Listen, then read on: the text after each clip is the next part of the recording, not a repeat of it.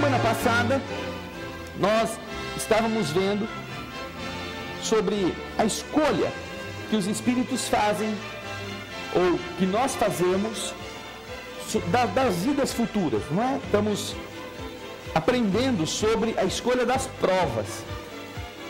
Às vezes a gente reclama tanto, né? Meu Deus, eu estou passando tanto apurado aqui, meu Deus, Deus não gosta de mim. E aí a gente vai estudar o livro dos Espíritos e nós aprendemos que a burrada quem fez fomos nós mesmos. Nós escolhemos isto. Porque quando estávamos do lado de lá, antes de renascer, nós observamos o que é que nós precisávamos enfrentar. Como é que nós melhoraríamos. Do mesmo modo que quando você está na adolescência e você sonha em fazer alguma coisa muito especial, por exemplo, ser astronauta, você precisa desde então começar a se empenhar, precisa fazer ginástica, precisa estudar muito, precisa ser um excelente aluno para que você possa conquistar esse posto. Você delibera passar por situações bastante exigentes. Assim também, nós como espíritos, vindo à Terra para passarmos 60, 70 anos, fazemos as nossas escolhas segundo critérios diferentes daqueles que na Terra valem. Se nós observarmos na Terra quais são as coisas mais cobiçadas, nós já vemos quantas coisas inúteis. Quanto se joga fora de saúde, de tempo e de recursos, por coisas tolas. Então, já mesmo na Terra, com a consciência lúcida, nossas escolhas migram para caminhos tão sem sentido, que nós às vezes até pensamos, meu Deus do céu, como é que é possível a gente progredir com esse tipo de conduta, com esse tipo de sociedade, que só estimula o que é ruim, que acoberta os que cometem crimes, que quer manter as pessoas na ignorância para melhor serem conduzidas, serem domesticadas. Então, na Terra já avaliando, depois de termos renascido, nós observamos quantas burradas ou quantas coisas ruins poderiam ser evitadas. Agora, quando nós estamos do lado de lá e nós sabemos o que nos espera, porque a gente se lembra, a gente estuda o que a gente já fez no passado, os erros que já cometemos, então nós entendemos que não adianta voltar ao mundo com as mesmas facilidades que já nos fizeram claudicar, que já nos fizeram errar bastante. É preciso, então, escolher caminhos diferentes. Ah, você quer ser um astronauta na Terra? Então tem que passar por isto. Você quer sair da Terra capacitado para chegar aqui em uma condição melhor? Precisa esforçar-se. E assim, nós vimos que o espírito não faz essa escolha logo depois que desencarna. É a pergunta 263 da semana passada, 263 da semana passada. 263. O espírito, quando desencarna, ele não tem condições ainda de lucidez, de clareza de ideias, para escolher sabiamente. Todos nós passamos por um chamado período de perturbação, assim que o desencarne acontece. E na semana passada nós falamos bastante sobre o mecanismo da modelagem do corpo, no plano espiritual, como nós muitas vezes não sabemos como fazer isso, mas automaticamente nós assumimos aquela personalidade daquele corpo que acabou de perecer, a forma, a aparência. Mas ainda não sabemos o que vamos fazer, para onde fomos, ou para onde iremos. Então, na pergunta 263, a resposta dos Espíritos nos dá essa clara noção. A pergunta é, o Espírito faz sua escolha imediatamente depois da morte? Resposta, não. Muitos acreditam na eternidade das penas e como já se disse, é um castigo. Então, nós, quando desencarnamos, vamos carregar com a gente todas as estruturas mentais que a gente plasmou. Você acreditava que as penas eram eternas, você vai ficar aonde você abriu o olho. Eu tenho aqui que ficar, porque eu sofri, eu fiz coisa errada, eu mereço sofrer, e agora é eterno. Até você vencer tudo isso, sua mente estiver limpa, vai um bom tempo. Você, então, terá que passar por essa experiência. Nós, no livro Os Mensageiros, que a TV Mundo Maior, a TV SEI, a TV Alvorada, apresenta para você no programa O Espírito da Letra, nós temos o livro Os Mensageiros bem trabalhado, capítulo por capítulo. E um dos capítulos, que eu não sei se já foi ao ar ou se irá dentro de mais alguns dias, fala sobre o posto de socorro, onde a Ismália e o seu marido, o Alfredo, estão trabalhando para ajudar as entidades trevosas que ali são recolhidas. E em um dos capítulos, eles são convidados a ir a um galpão que, segundo André Luiz conta no livro, ele tem este conjunto de galpões, quilômetros de extensão, aonde, deitados em camas, lado a lado, estão espíritos dormindo, como se fossem mumificados.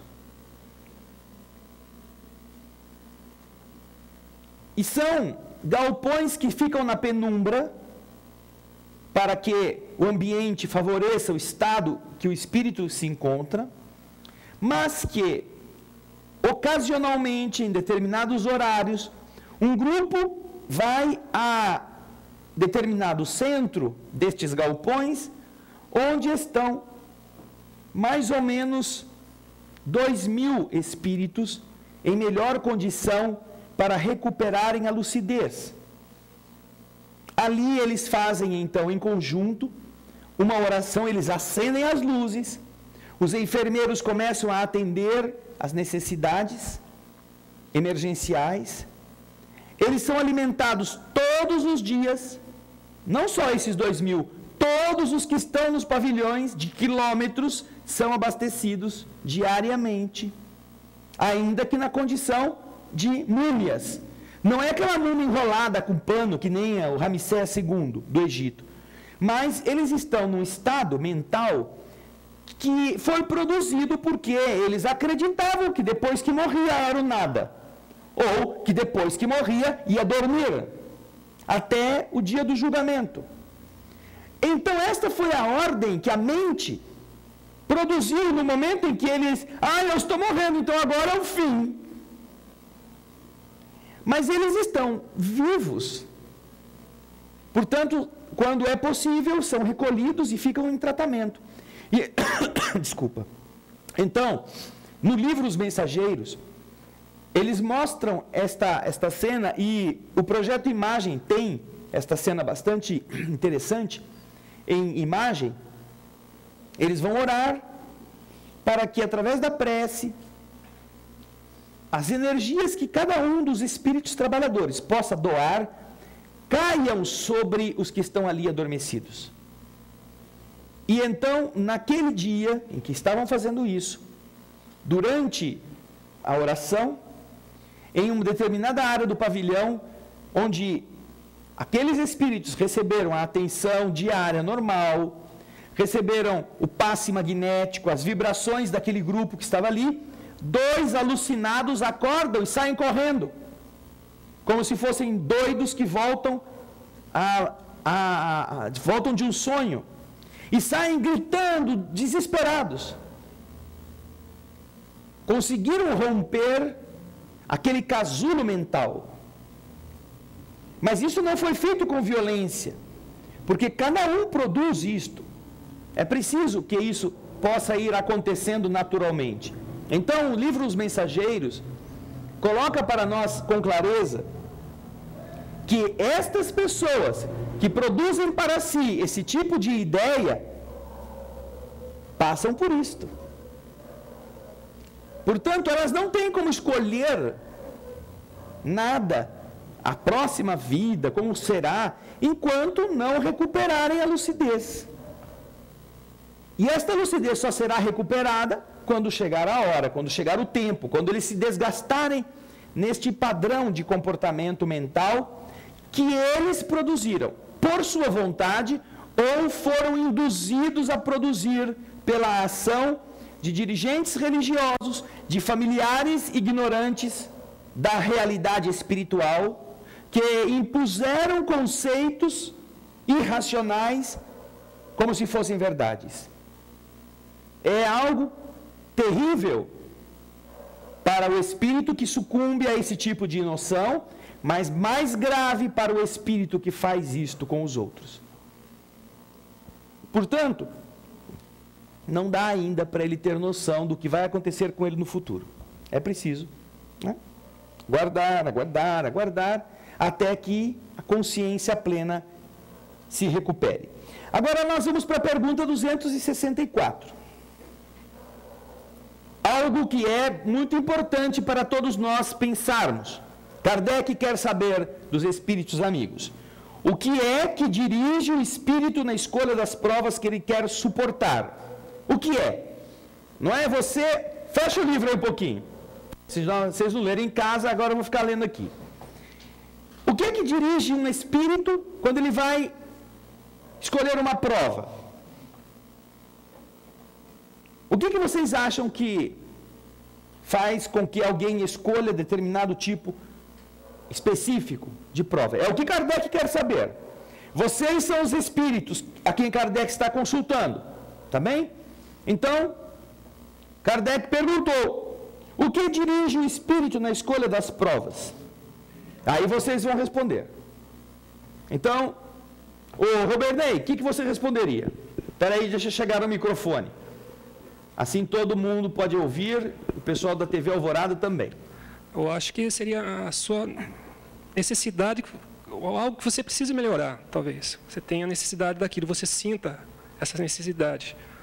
Você tem algum plano, sei lá... Melhorar como? Assim, moralmente falando, uma forma moralmente falando, você falhou, você, numa outra encarnação, você foi uma pessoa ruim demais, você fez muito mal, você roubou, sei lá, você fez muito, você foi um assassino, então você foi um drogado, alguma coisa desse tipo, assim. Então você tem que entrar num meio parecido para tentar vencer essa sua falha, falando assim, né?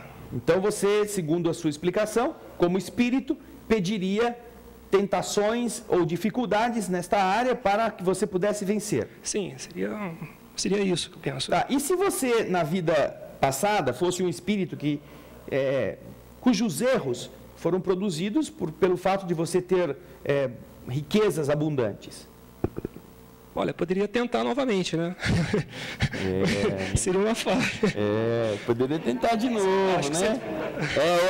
É isso que eu quero que você pense, porque a tua resposta pode induzir a gente a pensar nessa hipótese. Se você pode, no plano espiritual, ter se preparado para tentar novamente uma tentação, entre aspas, assim, né? Tentar passar por isso novamente.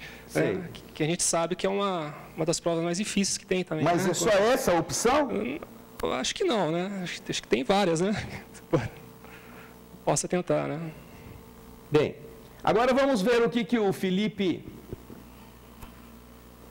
que vem da outra dimensão, nesse momento, ele responde a Kardec. Ô Felipe, Kardec fez para você essa pergunta. O espírito faz, ou melhor, o que dirige o espírito na escolha das provas que quer suportar? O quê? Eu acho que é necessidade, né? Primeiro, acho que vai ter coisas que são impostas a ele, que ele não pode escolher. Né? Ele tem livre-arbítrio para escolher até um certo ponto, o outro ponto vai ser imposto. Mas nós estamos só falando da parte que ele pode escolher. Ah, tá. Tá? Porque é a escolha das provas. Entendi. Então, é só da parte que ele pode escolher. Tá. Eu acho que é a necessidade dele de evolução. Ele vai escolher correção de pontos que ele precisa para poder reparar erros com pessoas, com instituições, com... para ele se melhorar também, né? A ter mais responsabilidade para aprender a lidar com coisas mais difíceis, mais complexas, né? Acho que é necessidade de evolução. Ok. Elaine.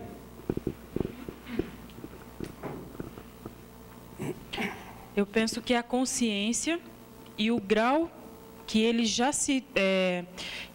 vamos falar assim, né, repetir, né, que ele já se conscientizou de que errou ou acertou.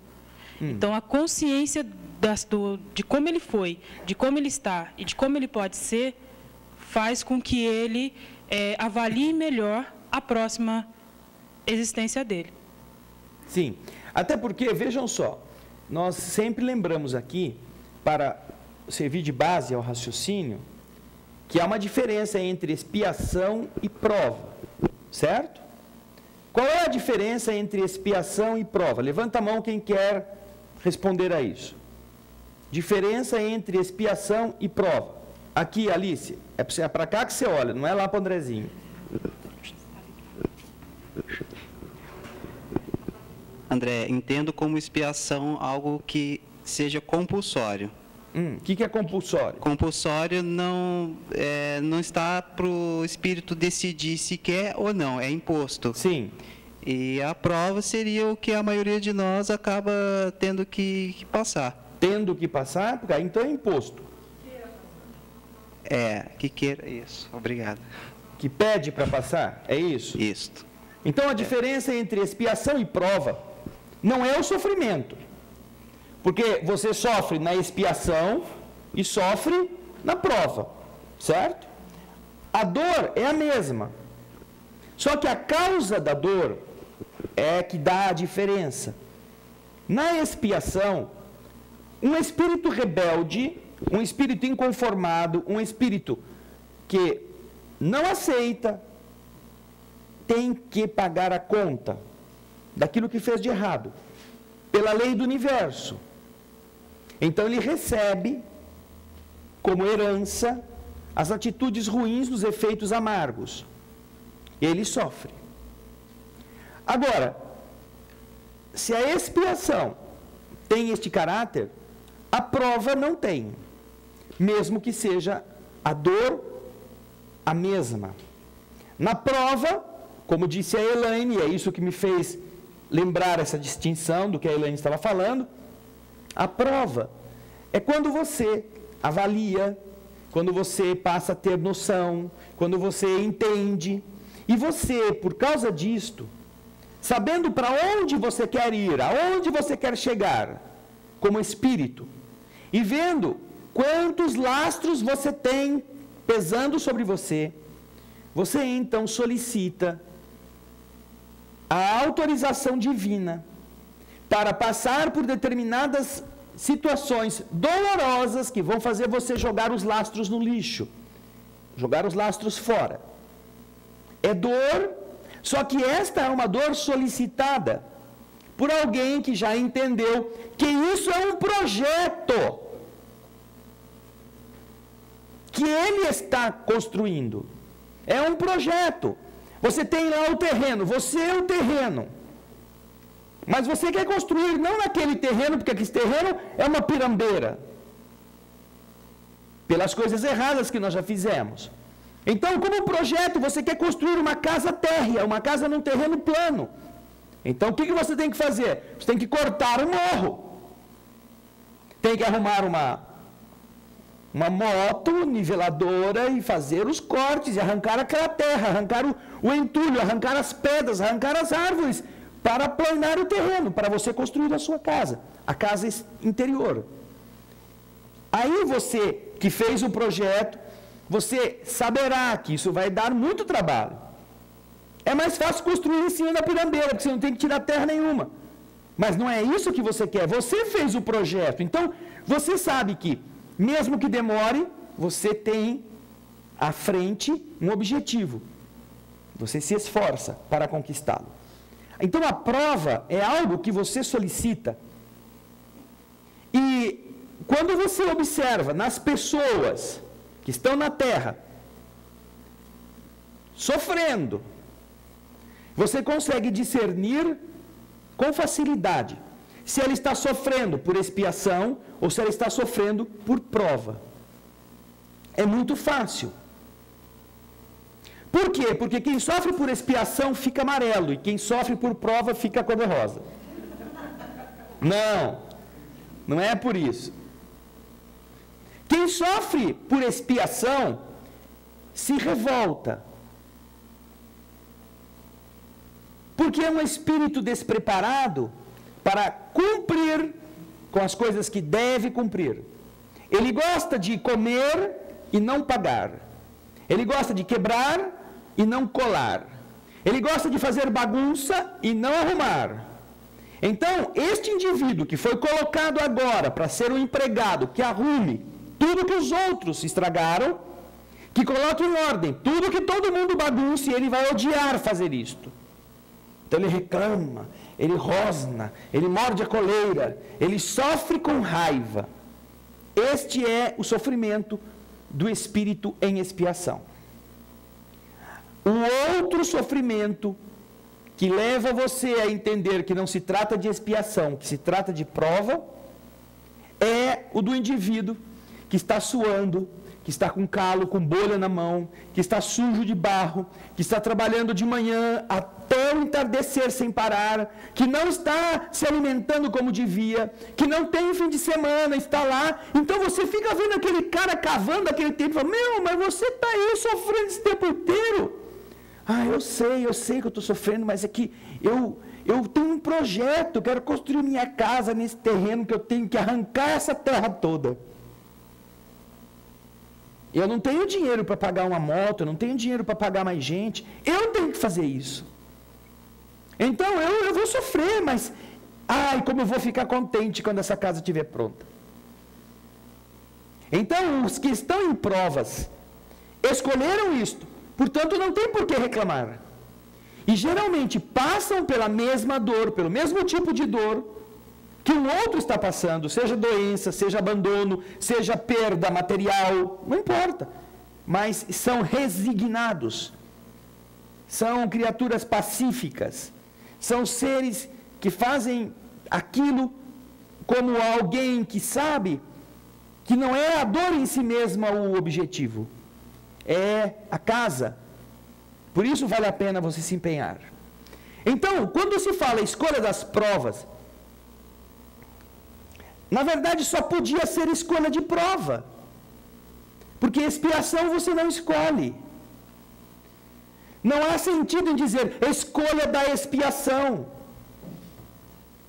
Porque a expiação é imposta pelo seu caráter e pelos seus equívocos. Mas a prova você escolhe. Portanto, se você observar aqui, o que dirige o espírito na escolha das provas que deve suportar? Dentro daquilo que vocês aqui já disseram, nós vamos ver a resposta que os espíritos dão e que nos explica. Ele escolhe aquelas que podem ser para ele uma expiação.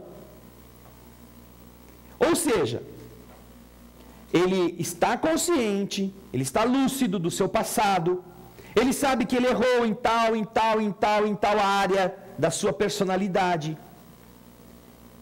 E que eventualmente ele não precise mais passar por expiações decorrentes do resgate daqueles equívocos. Mas ele sente que no seu caráter ele ainda é tíbio em relação àquilo. Ele ainda é frágil em relação àquela tentação. Então o espírito, quando tem que enfrentar uma nova jornada na Terra, como diz a primeira frase, ele escolhe aquelas que podem ser para ele uma expiação, segundo a natureza de suas faltas, e o faça avançar mais rapidamente. Nós falhamos na área dos recursos, tomamos dos outros, quisemos ser ricos, mas sofremos as consequências em expiações de frustrações, de doenças, de devolver para os outros o que nós tomamos ao longo das nossas vidas. Portanto, aquilo que era reequilibrar a balança da justiça, nós já fizemos. Ou seja, aqueles que eu tinha ferido, que eu tinha prejudicado, eu já indenizei. Não preciso mais então de expiação, porque expiar é pagar a dívida. Mas a dívida já não existe mais. Mas o que acontece conosco? Será que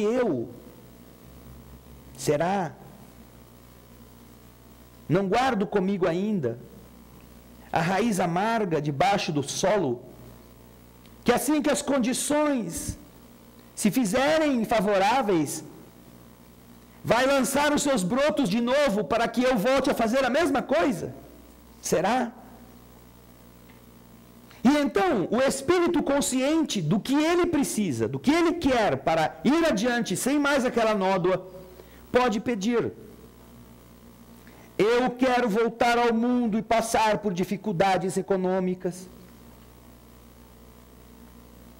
a fim de que, mesmo que eu possa tomar dos outros, eu decida não fazê-lo. Ele não precisa voltar pobre por uma expiação, por ter sido um indivíduo malfeitor.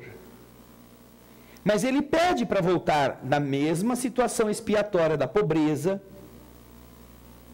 para que ele seja tentado a fazer e ele não faça.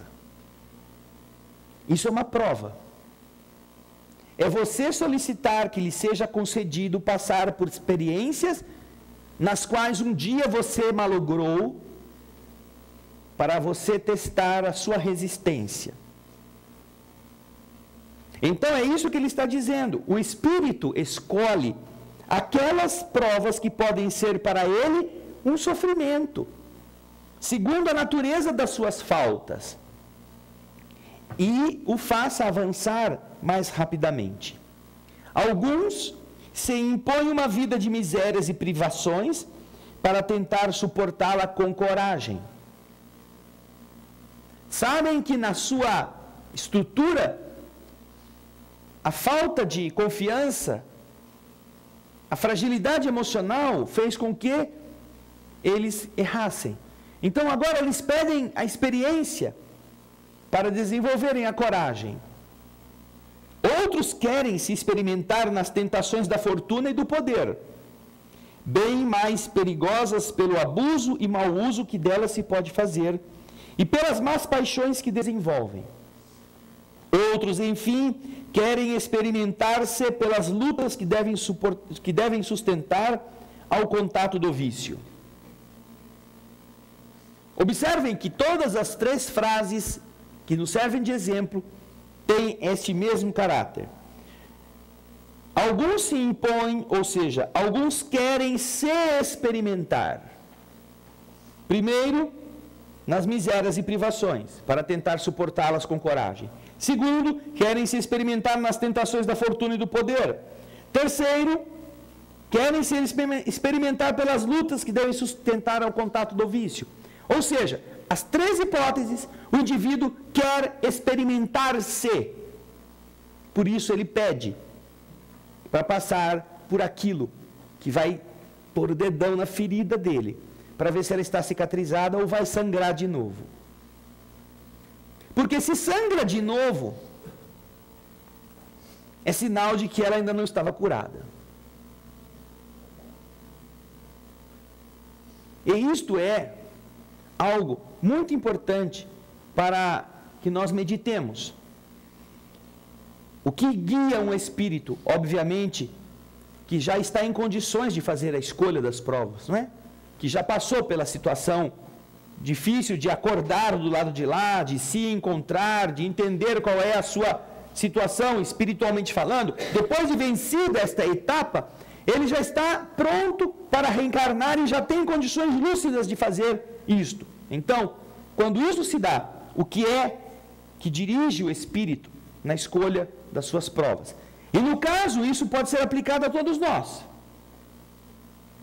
Nós podemos escolher passar por experiências de solidão, de abandono, de decepção afetiva. Podemos escolher passar por experiências de dor física, de enfermidades. Por ser esta a parte do nosso caráter que precisa ser modelada. Imagine que você é um ferro que sonha em ser um aço. Algumas partes da sua estrutura já estão muito próximas do aço, mas existe uma área que ainda está bem mais perto do ferro. Então você precisa trabalhar naquela área. Ah, mas ali você já está rígido, já está duro, já está firme. Mas eu não estou como o aço que eu quero ser, que eu já sou em outras áreas. Então eu vou pedir que me seja concedido voltar à oficina para que naquela área eu seja submetido de novo ao forno. Que o metalúrgico que vai moldar-me possa me colocar de novo na fornalha, possa agregar carvão, carbono, possa levar-me depois direto para o tanque de água gelada, possa depois marretar-me, incandescente, tudo isto, para que por fim, quando esta operação terminar, ali o ferro já não seja mais o ferro, seja o aço. Por isso é que é importante entendermos o que acontece conosco. Por que temos que passar por certas coisas? E como estas coisas pelas quais nós temos que passar nos ajudam. Se nós compreendermos que, geralmente, quando temos lucidez, quando temos inteligência, quando temos um pouco de evolução, fomos nós que as escolhemos. Agora, se você está com raiva do que está passando, se você está com ódio de Deus, se você está xingando o mundo inteiro, se você quer até fazer outros sofrerem só porque você está sofrendo, entenda que isso é expiação para um espírito rebelde. E mais do que isso, entenda que o problema não é a expiação, é o espírito rebelde. É a rebeldia, é o atraso do espírito que precisa ser trabalhado. Não é só o sofrimento pelo sofrimento. Porque é isso que gerou a dor, a rebeldia.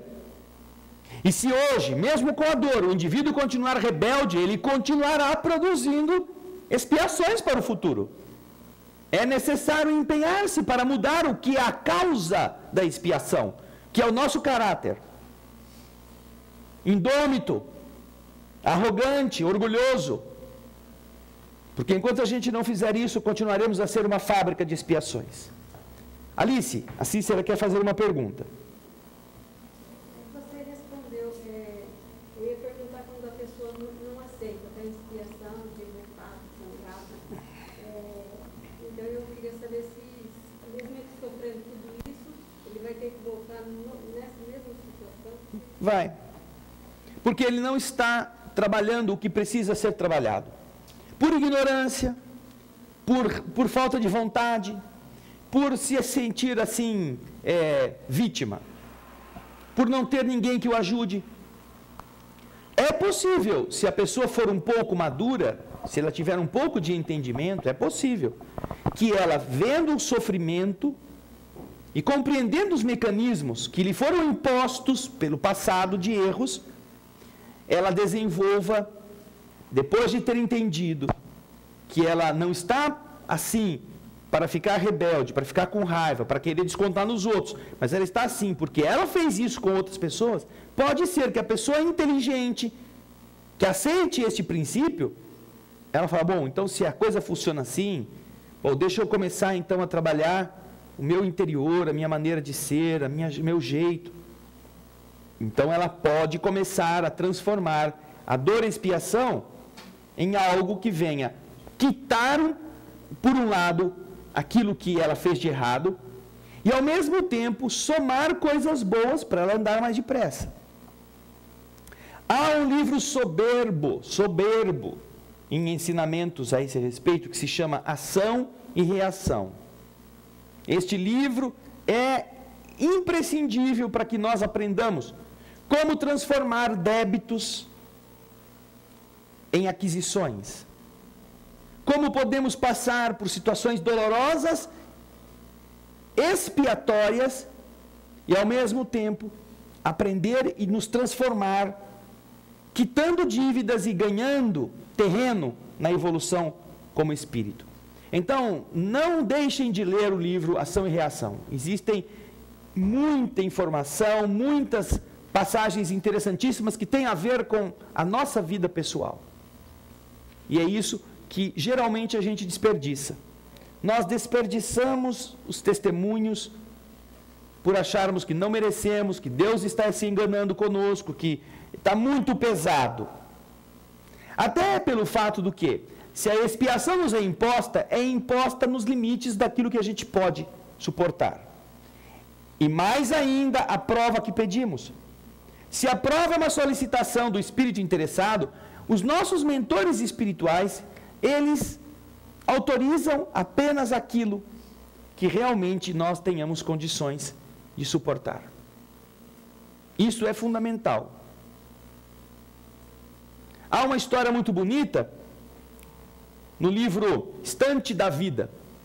Humberto de Campos nos conta de um homem que, no plano espiritual, vendo o tamanho dos seus erros do passado, o tamanho das suas indisciplinas, faz uma petição aos espíritos superiores, à bondade divina. Deixa eu ver, o livro está aqui. Estante da Vida. E essa petição, ela é interessante, porque ela nos mostra uma situação que se assemelha muito àquilo que nós mesmos também gostamos de nos colocar na tristeza, na dificuldade, no vitimismo. Deixa eu encontrá-la aqui. Quando a gente não tem quando isso não está nos nossos planos, né? Nós temos que procurar na hora. A gente passa por assim aqui. Exatamente. Compromisso. É o capítulo 15. O capítulo 15 tem o título O Compromisso. Nós fomos chamados, diz Humberto de Campos, para auxiliar um pequeno grupo familiar, fustigado pelo doloroso caso de uma obsessão. Instrutores amigos nos indicaram alguém no plano físico, um trabalhador que estava na terra, que poderia colaborar conosco. Alberto Nogueira era a pessoa certa, a pessoa indicada. Ele, como médium, havia reencarnado 36 anos antes, sob o amparo do núcleo espiritual de que ele partira a nossa expedição socorrista. Aquele mesmo núcleo onde Humberto de Campos e os que estão relatando isto, de onde eles partiram, era também o núcleo que havia apoiado a reencarnação do Alberto Nogueira. Tratando-se de companheiro que ainda não conhecíamos de forma direta, meu amigo Saturnino e eu, atendendo à recomendação de companheiros outros, fomos olhar a ficha, o processo que dera origem à existência atual daquele Alberto Nogueira como médium em tarefa. Então, mergulhamos na consulta essas fichas. Vocês também têm fichas, não é só o Alberto, nós todos temos, tá bem? Você em casa também, não é porque está assistindo aí no quentinho da sua casa que você não está livre da ficha, tá? Humberto e o Saturnino, comovidamente, leram a súplica que o próprio Alberto, antes do renascimento, ali tinha grafado, solicitando a oportunidade de voltar à Terra. Então, começava assim a solicitação dele, no documento espiritual. Senhor Jesus, conheço a minha posição de espírito delinquente e por isso rogo a vossa permissão para retornar ao campo terrestre, de modo a resgatar minhas faltas. Pequei contra as leis de Deus, ó divino tutor de nossas almas, e fomentei intrigas, nas quais, a meu mando, pereceram dezenas de criaturas. Destruí lares, abusando da autoridade de que me assenhoreei por atos de rapina, e perverti a inteligência, patrocinando o furto e o crime, a espalhar a fome e o sofrimento entre meus irmãos de humanidade. Concedei-me a volta ao corpo terrestre, Senhor, com os necessários recursos da provação depuradora. Provação depuradora. Quero que a lepra me desfigure, a fim de que eu pague com lágrimas constantes as feridas que abri nos corações indefesos. Quero padecer o abandono dos entes mais queridos, para que eu possa aprender quanto dói a deserção dos compromissos abraçados. Rogo, Senhor, se tanto for preciso, que eu passe pela extrema penúria, esmolando o pão que me alimente e a veste que me agasalhe as feridas que mereço.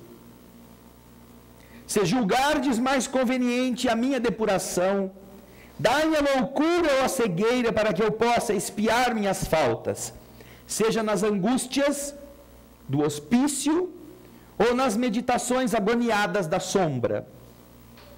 Compreendo a extensão dos meus débitos, e se considerardes que devo apagar-me num cérebro incapaz ou retardado, fazei-me essa concessão. Seja através de calvários morais, ou pelos mais detestados tormentos físicos, valei-me, Senhor, e dai-me novo corpo na terra. Quero chorar, lavando com lágrimas de fogo as nódoas do meu passado, e expor-me às mais duras humilhações, a fim de regenerar minha vida. Senhor, concedei-me as aflições de que me vejo necessitado, e anulai em mim qualquer possibilidade de reação. Fazei-me padecer, mas fazei-me viver de novo entre os homens. Quero corrigir-me, quero recomeçar. Bendito seja o vosso nome, Senhor. Bendita a vossa mão que me salva e guia. E logo abaixo do requerimento, comovedor, obviamente, vinha a assinatura daquele que adotava agora no mundo a personalidade de Alberto Nogueira. E logo depois da assinatura, vinha o despacho da autoridade superior, que em nome do Cristo assim determinava e respondia: o Senhor pede misericórdia, não o sacrifício. O interessado resgatará os próprios débitos em uma vida normal, com as tarefas naturais de um lar humano e de uma família, em cujo seio encontrará os contratempos justos e educativos para qualquer criatura com necessidades de reequilíbrio e aprimoramento.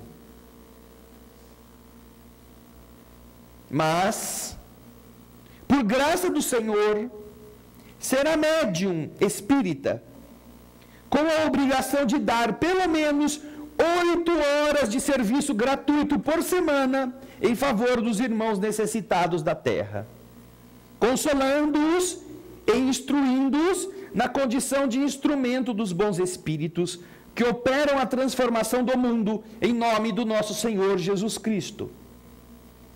Desse modo, assumirá compromisso aos 30 anos de idade, na próxima existência, e praticará a mediunidade com o Evangelho de Jesus até os 60, quando serão encerradas as oportunidades de trabalho e elevação, resgatando assim, em atividade de amor, os débitos que teria fatalmente de pagar através do sofrimento. Louvado seja o Senhor! Terminava a resposta dos espíritos superiores.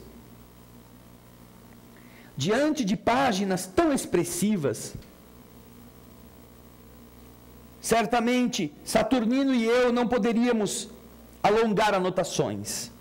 Partimos então, em busca do ceareiro do bem, passando antes pela moradia da obsessão instalada, aonde se encontrava aquela pessoa que nós teríamos que ajudar. Penetrando a cidade em que se nos situaria o serviço programado e atingindo a casa em que deveríamos trabalhar, vimos, para logo, uma jovem vampirizada por infeliz irmão, desde muito tempo habituado à perturbação no reino das sombras. Um espírito atacando uma jovem encarnada.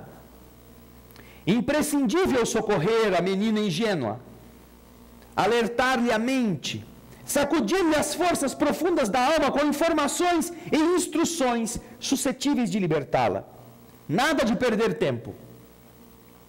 Depois de uma prece, conseguimos influenciar a genitora, a mãe da menina, colocando-a com a filha obsediada a caminho de um centro espírita cristão, aonde Alberto Nogueira estaria em serviço, na evangelização daquela noite, segundo os avisos que nós havíamos recolhido da esfera superior.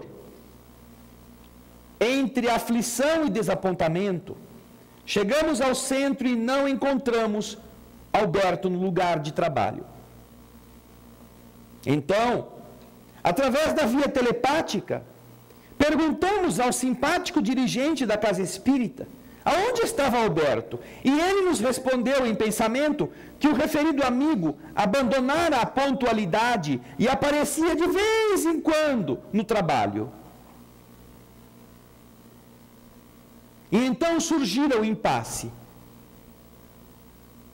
Uma vez que, para ajudar o processo obsessivo, nós precisávamos de Alberto. Munidos das informações necessárias, conseguimos colocar de novo a mãe e a filha a procurá-lo, juntamente conosco. 20 horas e 20 minutos. Achamos Alberto em bonita varanda, lendo um jornal do dia, em uma larga espreguiçadeira. Inspirada por nós, a desvalida senhora solicitou-lhe a ajuda mediúnica, em socorro da doente. Humilhou-se, rogou, chorou, mas Nogueira respondeu inflexível: não, senhora, não lhe posso ser útil. Realmente, por 2 longos anos servi na condição de médium nas obras da caridade. Finalmente adoeci. Aliás, não sei se adoeci ou se me cansei. A senhora sabe, não é um homem que é pai de família como eu, com deveres enormes a cumprir, tem que zelar pela própria saúde. Preciso defender-me. E porque a infortunada mãe insistisse, atendendo aos nossos pedidos de espírito, Alberto terminou a conversa numa tirada humorística. Minha senhora, a única criatura que trabalha dando de si, sem pensar em si, que eu saiba até agora, é só o burro.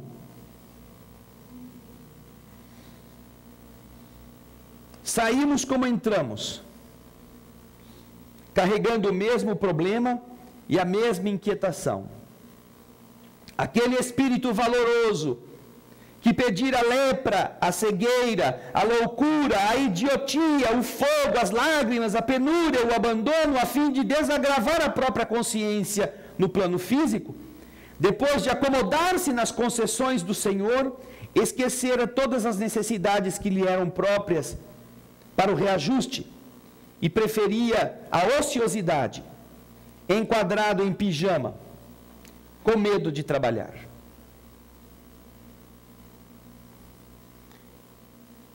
Nós observamos então o que significa a possibilidade de solicitarmos coisas e o mundo espiritual diminuir as nossas solicitações, porque nós não vamos ter como enfrentar aquilo. E diminuir de tal forma generosa que vão nos permitir pagar aquele débito enorme fazendo coisas pequenas, coisas simples, mas coisas responsáveis. Coisas de doarmos-nos, como ele tinha o dever de fazer 8 horas por semana, por 30 anos. 8 horas por semana. Faz a conta para mim aí, alguém que esteja com o computador ligado na calculadora. 7 vezes 24. Só para dar trabalho para o povo, tá?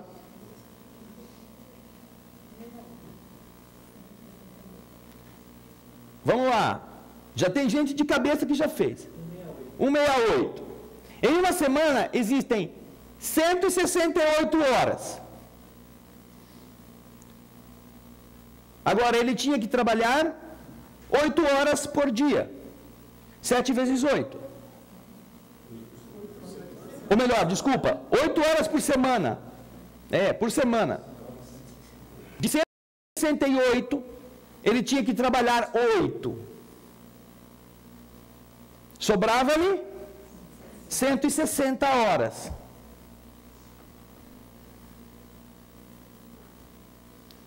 E ele achou que era pesado demais. Então, nós observamos como muitas vezes as nossas fragilidades nos atrapalham, mesmo depois de todas as concessões divinas, em relação ao que nós precisaríamos ou o que nós pedimos. Daí, é importante observarmos que quando os espíritos estão em condições e pedem aquilo que lhes seja útil, eles obtêm.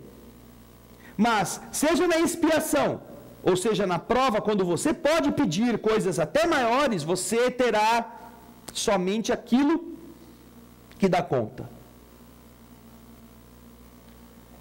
Então, aquilo que nós estamos enfrentando, aquilo que você em casa, que nos assiste, você que está participando do nosso estudo hoje, está passando, se é uma expiação, está dentro do padrão que você, como espírito endividado, pode aguentar.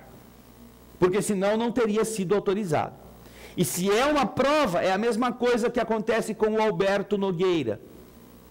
Você pode ter pedido tragédias homéricas, mas só te foi autorizado aquilo que, por amor, por dedicação, você pode fazer.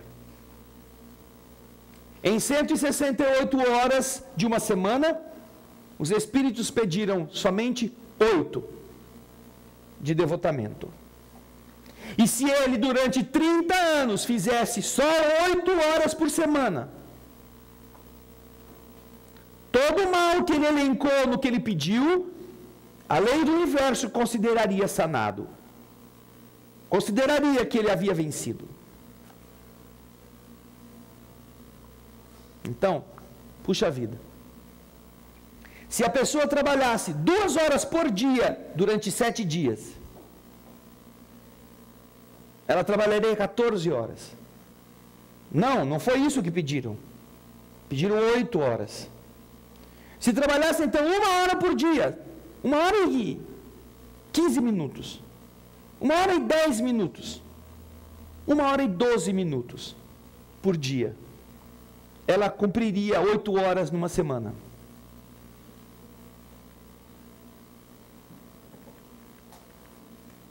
Só isso.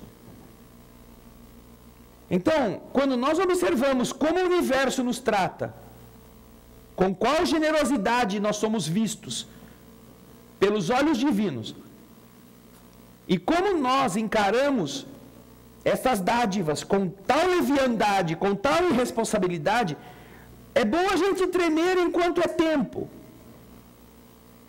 e perguntar se a gente não pode fazer mais do que está fazendo. Porque ainda o que a gente está fazendo é nada. Se a gente for olhar só para pagar os nossos erros. Mas se a gente olhar ainda o que falta de mãos para ajudar Jesus por amor, puxa vida. Nós poderíamos fazer um pouco mais do que isso. Imagine esse Alberto Nogueira, que fez essa solicitação, fez esse pedido, fez toda essa tragédia e recebeu essa autorização de trabalhar 8 horas por semana.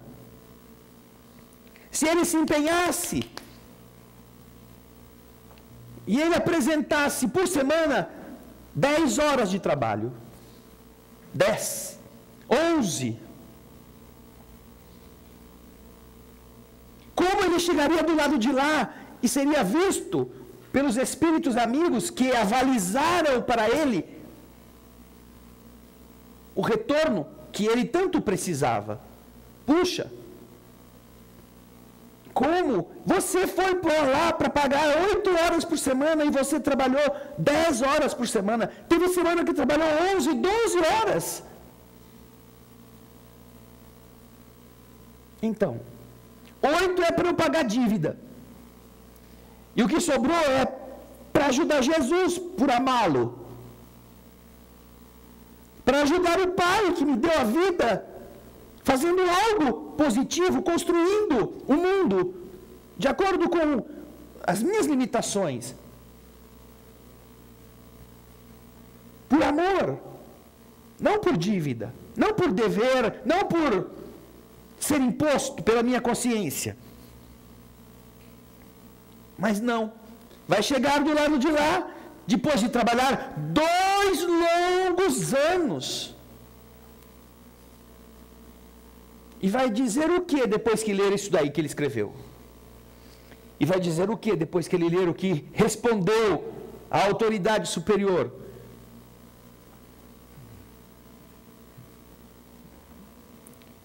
Vai perguntar assim, onde é que é o umbral? Que hora sai o próximo carreto para me levar para lá?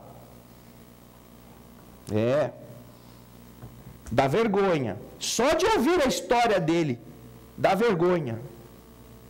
Imagina se essa história dele for a nossa. Não é o que eu desejo para nenhum de vocês, não. Nenhum de vocês. Por isso que Lúcio tem sempre dito, aproveite o tempo. Porque se é uma coisa que a gente não tem mais, é tempo para perder. Aproveite. Fim do mundo é a gente passar um dia sem fazer nada de bom para uma pessoa. Isto sim é o fim do mundo.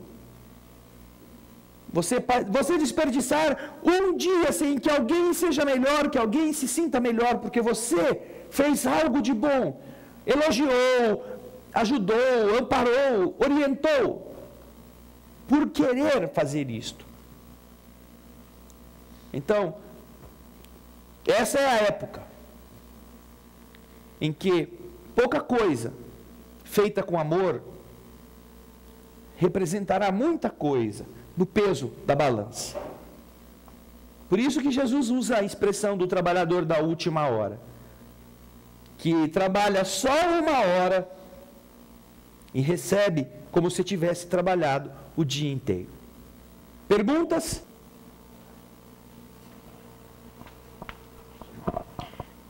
Pegando como exemplo o Alberto Nogueira. A gente, pela história dele, a gente, por exemplo, pode estar numa situação de expiação e transformá-la em uma situação de prova. Por exemplo, que a expiação está associada ao caráter. Vamos dizer que durante a minha vida física, sei lá, eu, estudando, compreendendo, resolva aprender com isso. A gente é capaz de transformar uma expiação em uma prova e o mesmo, uma prova, que deveria ser uma coisa, para a gente superar, fazer com que na próxima seja uma expiação? Bem, veja só, a dor significa ainda uma imperfeição da alma, seja pela expiação, seja pela prova. Porque o indivíduo que precisa provar-se é porque ele ainda não está pronto, ele precisa testar se aquilo vai dar certo. Ou seja, ele é defeituoso, ele é frágil. Ele só está com mais lucidez e pode então escolher determinados caminhos. Agora, o interessante é que os que estão em expiação, como fala o capítulo 15, se não me engano, do livro Ação e Reação, nós lemos aqui numa segunda-feira à noite ou numa quinta, que é o débito aliviado, o débito atenuado. Ele tinha que passar por determinados sofrimentos por um determinado tempo muito longo. Mas, como ele fez as coisas serem não um processo de dor pela expiação, mas ele passou a fazer o bem o máximo que ele pôde e ajudar as pessoas, então os espíritos, no próprio capítulo, indicam que a bondade divina autorizou que ele tivesse a sorte de fazer em uma vida um caminho que demoraria mais tempo para ele fazer em outras. Então, o que acontece? O rapaz, deixa eu ver, débito aliviado, capítulo 16. Ele havia queimado o próprio pai para ficar com a madrasta, usando a ajuda de 2 capatazes da fazenda. Ele era filho de uma escrava que o pai teve um relacionamento com a escrava, e ele, o homem que odiava, o Martim Gaspar, o pai, não é que odiava todos os negros, amava esse garoto. Deu o próprio nome, Gaspar, para o filho, reconheceu-o, fez seu herdeiro.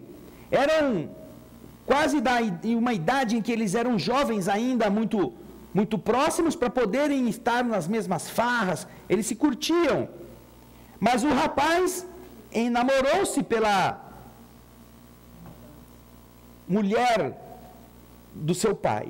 Ele era solteiro, o pai era solteiro, resolveu se casar, e então, quando chegou a nova esposa do seu pai, os dois se entenderam muito bem. E aí o pai passou a ser um obstáculo. Então os dois, ele e a Maria Emília, se uniram para matar o homem. Deram um remédio, ele meio que adormeceu, e ele então, com a ajuda dos 2 capatazes, pôs fogo na casa. E o pai morreu queimado, preso no leito. Ele então foi fazer viagem, herdou toda a riqueza, casou-se com a madrasta, aquela coisa, né? Só que o ódio do pai gerou todo um conflito, ele passou a se sentir culpado, passou a ter na pele as sensações de estar queimando, e passou a falar alucinadamente. Quando isso aconteceu, a nova mulher já não queria mais saber dele e foi cuidar da vida. Então foi uma tragédia o final. Quando ele morre, está esperando o pai. E aí passa muito tempo sofrendo nas perseguições. Só que aí ele recebe a ajuda do plano espiritual para ele se recuperar. Ele se transforma, pede uma encarnação onde ele tenha uma eczema de pele que queima boa parte do corpo, para resgatar a queimadura do pai, pela culpa, pela expiação. Mas ele que poderia apenas ficar nisso, passa a ser um trabalhador da casa espírita, é pobre, ele se casa, tem uma filha, a mulher o abandona, ele cria a criança, que é a Maria Emília, que volta para resgatar com ele essa situação que eles haviam produzido. E então, aí o André Luiz explica, o mentor explica para ele, pelo fato de ele estar fazendo tanto bem, e lá no trabalho espiritual onde ele se dedica, os espíritos vêm pedir a eles, que estão visitando para ver o caso dele, os espíritos vêm pedir que o protejam. Então vem um moço, vem uma velhinha pedir pela saúde dele, vem um moço dizer, olha, ele está passando por dificuldade, ele está precisando de ajuda material, vocês não podem abandoná-lo. Minha mãe está na terra, sem a minha presença, que eu morri antes dela, e ela estava passando fome. Na semana passada eu me acerquei dele e pedi a ele, visita minha mãe, ela está faminta, está velha, enferma. E ele foi, pela sua vontade, foi ver a velhinha, e ele tirou o dinheiro que ele tinha, o dinheiro que lhe faltaria para ele, para sua família, para sua mãe, e cuidou da minha mãe. Porque eu pedi, por favor, agora eu peço a vocês, ajudem o moço, ele está em dificuldades. Então é de tal forma, um ser que não se limita a sofrer para pagar, que ele conta com a simpatia de uma infinidade de espíritos. E então o mentor diz, agora ele está tendo a possibilidade de, a benefício dele mesmo, reencontrar todos os que ele feriu. Ele vai sofrer, é claro. Ele ficou sem a esposa, ficou só com a filha, tem que criar sozinha. Ao longo dos anos, colocaram na sua porta 2 abandonados, 2 crianças de pele negra. Vejam só. Não são filhos dele. Ele não tem obrigação nenhuma de pegar aquela criança que ele não sabe quem é. Podia pegar a criança e levar no juizado, levar no promotor, levar no fórum, levar no orfanato. Mas pegou aqueles 2 seres e pôs para dentro de casa e os adotou. Ele não tinha dever legal para fazer isso. Não tinha. Mas, por amor, um amor de estranho, um amor, uma atração, ele que podia jogar fora aqueles seres que já foram enjeitados, recolhe e os abraça como filhos. Cuida deles. Trabalha, dá pão, dá roupa, cuida desses 2 meninos, que são exatamente os 2 capatazes da fazenda que o haviam ajudado a queimar o pai. Ele, então, agora está cuidando daqueles que ele desencaminhou, que agora chegaram para ele, espontaneamente. E emocionados com a história, os espíritos, né, o André Luiz e o Vicente, querem saber, mas e o velho que foi queimado? E o pai? Então, graças ao esforço desse moço, ele vai poder antecipar esses encontros. Nós vamos voltar aqui amanhã, e amanhã vocês vão ver. E então, no dia seguinte, os mentores vão até a casa dele e o envolvem durante o repouso. Dão a ele o amparo, fazem uma prece para que ele se sinta fortalecido, porque certamente a doença física que regrediu e só atingiu uma parte do corpo, quando deveria ter tomado tudo, é um efeito do bem que ele estava fazendo. Da bondade, porque continua valendo para ele a frase que nós vimos para o Alberto Nogueira. Misericórdia quero, não sacrifício. Então, o esforço dos espíritos em ajudá-lo, porque ele estava ajudando os outros, diminuiu o sofrimento da dor material.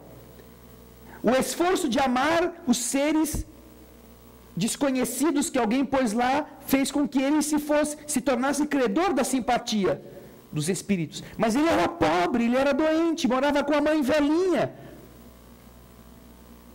E ia chegar alguém ainda, que era exatamente a possibilidade de ele, aproveitando numa única existência, e reparar o mal que fez. E então o mentor o envolve durante o repouso, durante o sono, e diz para ele: não tenha medo, nós estamos com você, nós estamos do seu lado, não desanime, não desista. Ele se sente tão querido, tão envolvido por essa força, que ele acorda chorando na cama e ao mesmo tempo ele escuta um choro na rua. E o mentor o acompanha. É agora o momento. E ele abre a porta e numa caixinha de sapato está uma criança recém-nascida. Ele se debruça sobre aquela criança e vê aquele serzinho naquela condição. Pobre, sem saúde, já com 3 filhos, ele resolve abraçar aquele outro e trazer para dentro de casa. E então o mentor diz para o André e para o Vicente: eis aí o pai. O pai que agora será filho dele. Ele então, pelo bem que praticou em uma única vida, conseguiu reparar para com todos estes outros os débitos, por amor. Então, aquilo que é expiação, que era a doença da pele, que era a fome, que era a solidão, ele estava enfrentando. Mas ele ampliou de tal modo o leque do bem, que a bondade divina disse: vamos, aproveita o cara está agora que ele está pegando a coisa, entendendo, vamos, ele merece. E então, ao invés de ele precisar renascer 3, 4, 5, 10 vidas, para em cada uma delas começar a resgatar um, pegar o outro lá e trazer, não, vamos agora então que ele tem esse entendimento, a gente o apoia, e de uma vez só, ele consegue dar este salto. Então, Elaine, É nossa escolha. Nós somos livres para fazer o mal ou para fazer o bem.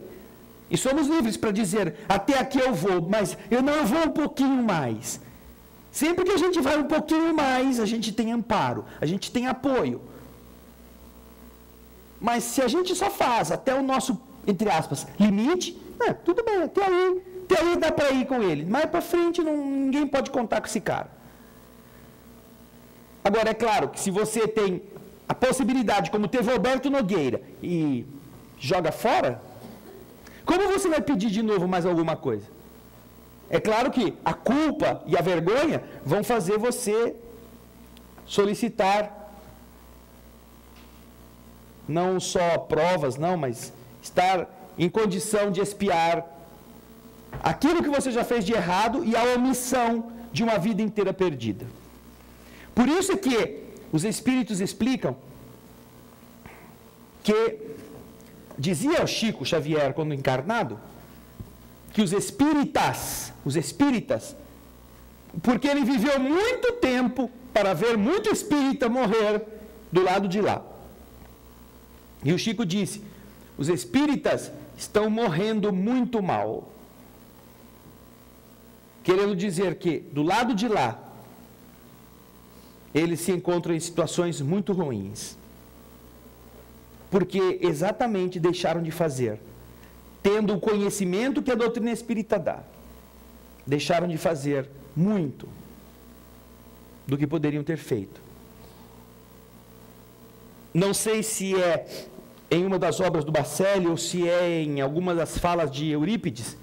Eurípides toma conta em cima de Uberaba, de um sanatório que tem 4 alas. Uma dessas alas é destinada aos espíritas que desencarnaram.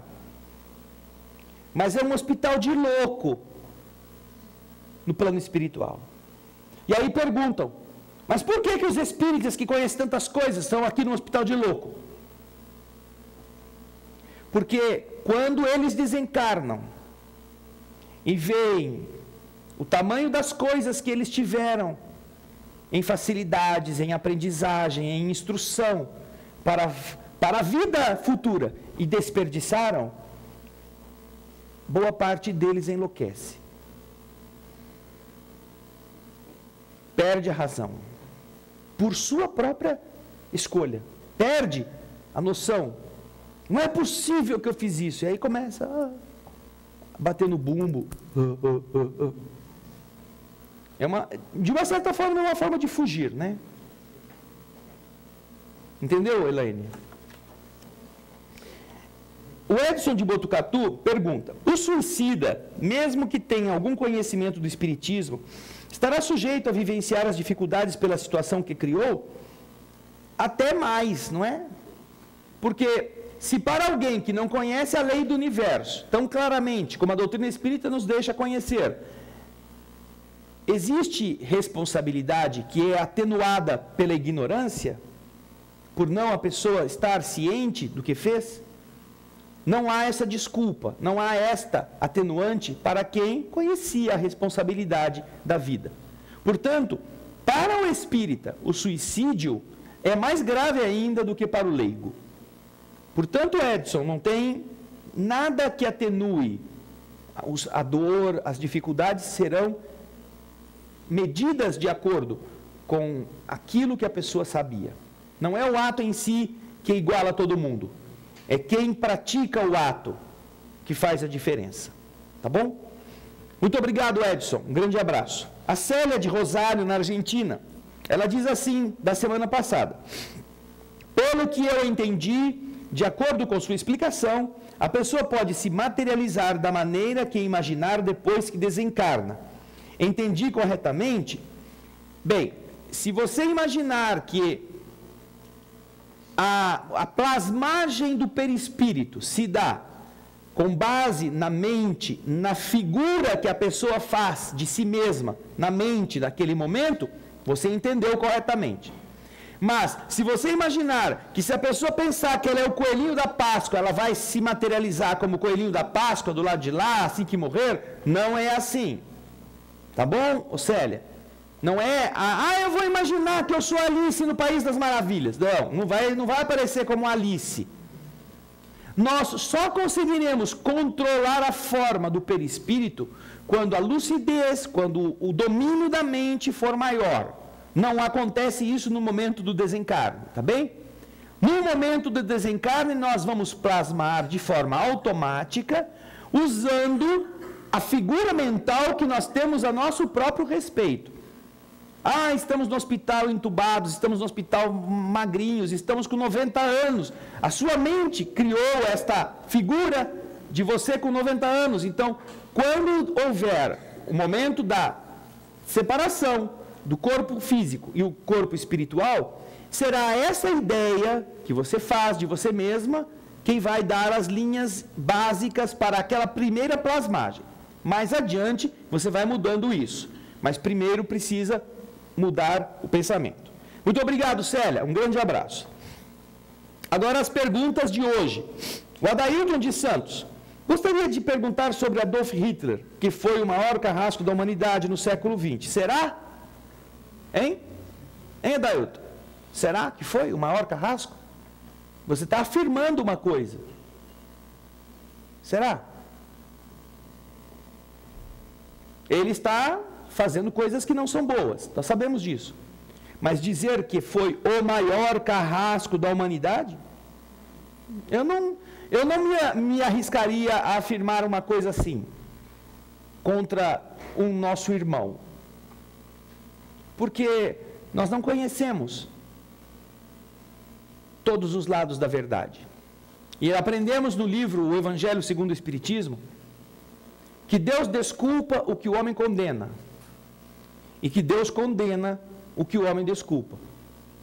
Tão diferentes são as abordagens que nós fazemos a respeito das coisas. Então, Adailton, eu entendo que você está criando uma premissa. Mas a sua premissa, preste atenção nela. Por quê? Pessoas que sonegam, pessoas que cultivam mecanismos de inflacionar a comida para que ela tenha preço cada vez mais alto, sem se incomodar com a fome de milhões e milhões e milhões e milhões, pessoas que gastam com você, com elas mesmas, recursos que poderiam salvar nações africanas da miséria, talvez sejam mais carrascas,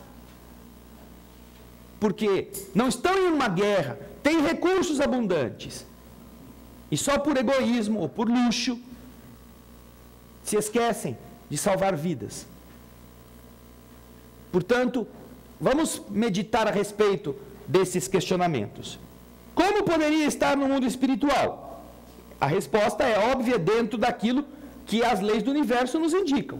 Cada um de nós, André,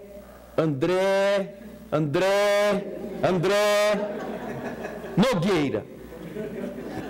Cada um de nós vai estar no mundo espiritual de acordo com aquilo que fizemos. E, considerado nisso, as agravantes e as atenuantes do porquê fizemos. Não tem dificuldade. Quantas expiações terá que passar para redimir-se? A lei vai dizer, e ele próprio, como nós mesmos, vamos também escolher quantas. Podemos ir num passo de tartaruga, né? Devagarzinho, quase parando. Podemos querer fazer as coisas mais depressa. Depende de nós.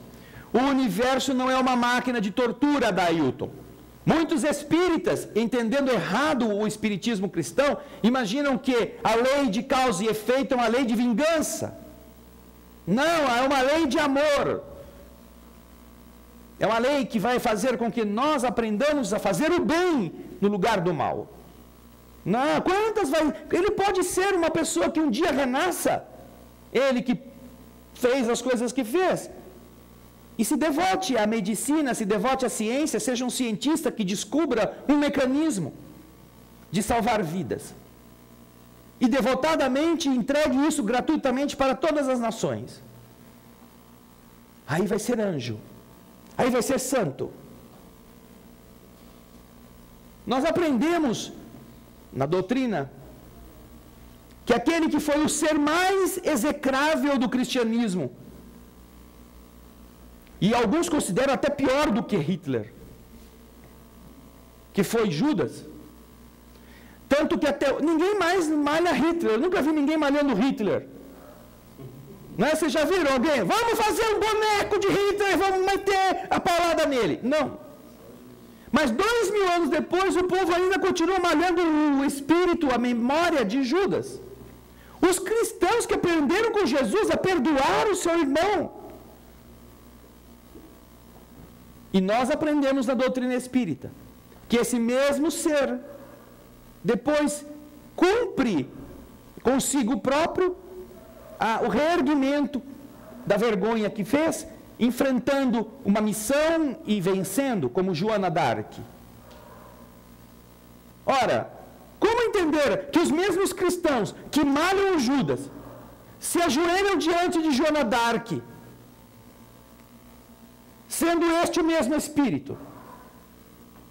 Não é coisa de debilóidezinhos, que por falta de... são assim por falta de entendimento. Mas exatamente é isso que acontece, como os espíritos superiores explicam. Nós devemos lembrar de rezar por esses seres. Então, Adailton, vamos perguntar a todos nós, quantas vezes nós oramos por Hitler? Pedimos a Deus que o abençoe. Quantas? Você gastou aqui algumas linhas para escrever esse texto. Enquanto você escrevia esse texto, havia tempo de você fazer um Pai Nosso por ele. Eu espero que você tenha feito. Que você tenha se lembrado desta alma como um irmão que um dia vai ser um Cristo também. Porque nós só podemos nos enxergar como seres defeituosos. Não há na terra ainda alguém com a pureza necessária para estar acima do seu semelhante. Portanto, Adailton, pense nisso. Muito obrigado por você ter feito a sua pergunta, que nos permite abordar as questões, filosoficamente falando, de uma forma um pouco mais profunda. Mas, ainda mais do que isso, entender como é o amor de Jesus. E como esse amor pode fazer diferença no que somos. O que cada um de nós já fez no passado está feito. Nós seremos responsáveis. Mas o que cada um de nós pode fazer agora para melhorar o amanhã é uma folha em branco que Deus nos dá a chance de escrever. Inclusive, dá a chance ao próprio nosso irmão Adolf Hitler. Que ele possa escrevê-la diferente. Quem sabe um dia, daqui a alguns séculos, a história do mundo fale de um herói, fale de uma criatura devotada, fale de uma Teresa de Calcutá, e ninguém mais se lembre daquele que liderou exércitos e dizimou sonhos, não é? Que seja assim. É o que nós esperamos, porque um dia não haverá mais no mundo este sentimento, este antagonismo. Muito obrigado, Adailton. Um grande abraço para você. A Raquel de Campinas pergunta: a prova escolhida pelo Espírito quando de sua reencarnação pode ser alterada ou substituída por outra durante sua jornada na carne, em decorrência do arrependimento da sua escolha? A prova pode ser alterada, e geralmente é alterada pela fragilidade, pela falta de noção daquilo que a pessoa realmente precisa. Ela pode ser alterada para pior. O próprio livro Os Mensageiros, Raquel, no começo, nos primeiros capítulos, relata o centro de mensageiros. André Luiz vai visitar este centro de mensageiros e lá lhe explicam como são preparados aqueles que vêm à Terra para se tornarem cartas vivas, trazendo mensagens através do trabalho amoroso, através do esforço da mediunidade. E aí começam também a explicar ao André quantas pessoas, em porcentagem, voltam pioradas ou, no mínimo, na mesma condição. E pouquíssimas que aproveitam as coisas que lhes foram concedidas para construir um amanhã melhor. Então, geralmente, esse negócio não acontece assim: eu não gostei, eu pedi esse modelito, mas agora que eu cheguei aqui ele não está na moda, eu quero outro. Não. Geralmente nós fazemos as coisas diferentes. Nós, quando estamos do lado de lá, nós queremos porque queremos aquele tipo de situação, mas quando a gente chega aqui, a nossa imaturidade, a nossa ilusão, a nossa falta de vontade ou de força faz: isso é muito pesado para mim, eu não quero isso. E então aquilo que nos foi concedido em um montante bem menor do que nós realmente precisávamos, nem isso a gente cumpra. Nem isso. Portanto, no livro Os Mensageiros, logo lá no começo, você vai ler e vai ver como o mentor Aniceto explica, ou os mentores responsáveis pelo Centro de Mensageiros explicam a André Luiz e a Vicente quantos saem dali para virem à Terra cumprir em plenas condições de preparo suas tarefas. Mas quantos fracassam por preguiça, fracassam por omissão, fracassam por medo, fracassam por N motivos que não se justificam. Portanto, a gente pode piorar, sim, pode fugir, isso é uma liberdade. Aliás, existe inclusive, em algumas situações, espíritos que fogem da reencarnação, já estando ligados ao útero da mãe. Alguns dos abortos espontâneos que existem, espontâneos, não é aquele espontâneo provocado. Alguns abortos espontâneos que acontecem são produzidos pela fuga do espírito em relação à reencarnação. Ele foi ligado, mas depois ele não quer, e ele, por ainda serem tênues estes laços, ele se afasta. E aí o corpo perece e é expulso. Mas existe todo um trabalho para ajudar o espírito, para ele não fugir, mas quem é que põe na cabeça do infeliz que ele vai ser bom para ele? Depois que ele começa a sentir os laços da carne fazerem-no mais esquecido, mais perto das tentações. Todos nós somos complicados. E no caso do livro Os Mensageiros, eles explicam como nós, muitas vezes, criamos complicações, além daquelas que seriam naturais, tá bom? Muito obrigado pela sua pergunta, Raquel. Um grande abraço. Acabou, Ana Paula? Ok. Bem, nós estamos, então, chegando ao final do encontro desta noite. Agradecemos a presença de todos, o carinho com que nos brindam com a audiência, tanto os de Campinas, quanto das outras cidades do nosso estado de São Paulo, quanto de outros estados e de outros países, que possam nos ajudar na difusão deste encontro, porque assim mais pessoas dele podem fazer parte. Lembrando que o nosso interesse é exclusivamente o de dar a oportunidade àqueles que queiram conhecer a doutrina espírita, que o possam fazê-lo gratuitamente. Então vamos fechar os olhos para que a prece final nos inspire ao repouso da noite. Obrigado, Senhor, pelas dádivas da vida.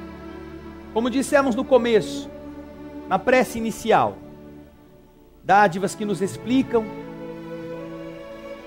como aquilo que parece mal às vezes é um bem. E como aquilo que parece um bem, muitas vezes, é a amarga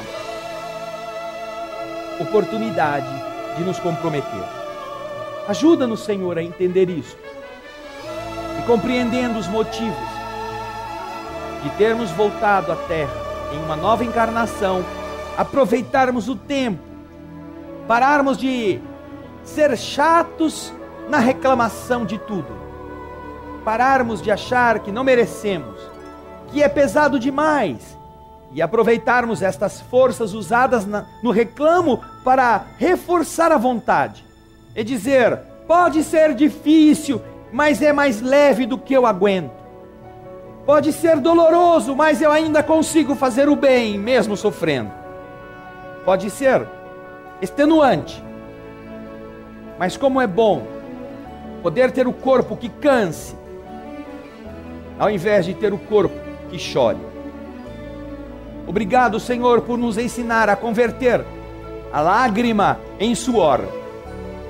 Única forma de aqui aproveitarmos a vida como de verdade o Espírito deve aproveitá-la. Que os ensinamentos aqui obtidos possam nos inspirar para que quando a gente levantar amanhã, nós tenhamos outra postura diante da vida. E nós, num cântico de gratidão, saiamos da cama com a vontade de fazer alguém feliz, de estender a mão, de reerguer um caído, de falar algo de bom, de elogiar um motorista, de não criticar a ninguém. Que a gente amanhã tenha a única preocupação, a de fazer o bem. Obrigado, Jesus. Obrigado, Espíritos amigos. Aceitem a prece e deixamos aos vossos pés, encerrando o estudo de hoje. Pai nosso,